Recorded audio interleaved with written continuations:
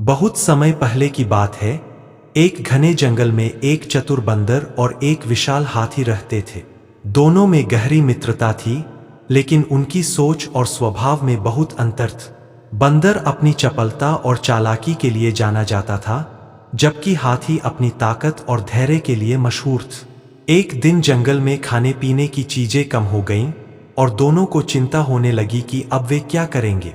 बंदर ने सोचा कि उसकी चालाकी के चलते उसे जल्द ही कोई उपाय मिल जाएगा, जबकि हाथी को विश्वास था कि उसकी ताकत और मेहनत से वह अपनी जरूरतें पूरी कर लेगा।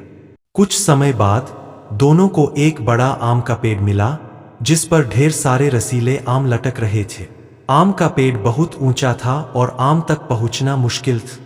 हाथी ने अपनी लंबी सूंड से पेड़ की शाखा पकड़ने की कोशिश की, लेकिन वह आम तक नहीं पहुंच सका। दूसरी ओर बंदर ने तुरंत पेड़ पर चढ़कर सारे आम तोड़ लिए और मस्ती से खाने लगा। हाथी ने बंदर से आग्रह किया, मित्र, मुझे भी कुछ आम दे दो। परंतु बंदर अपनी चालाकी में घमंड में आ गया और हाथी को ताना मारते हुए बोला, तुम्हारी ताकत का क्या फायदा अगर तुम आम तक भी नहीं पहुंच सकते।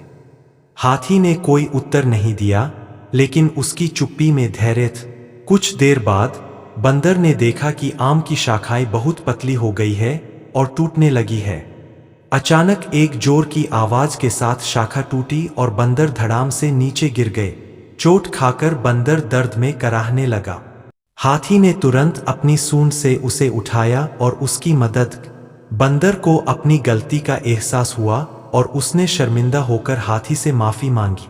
हाथी ने मुस्कुराते हुए कहा, मित्रता में ताकत या चालाकी नहीं, बल्कि एक दूसरे की मदद और सम्मान सबसे महत्वपूर्ण होता है। इस तरह बंदर ने सीखा कि जीवन में घमंड और चालाकी से ज्यादा महत्वपूर्ण सहयोग और समझदारी होती है।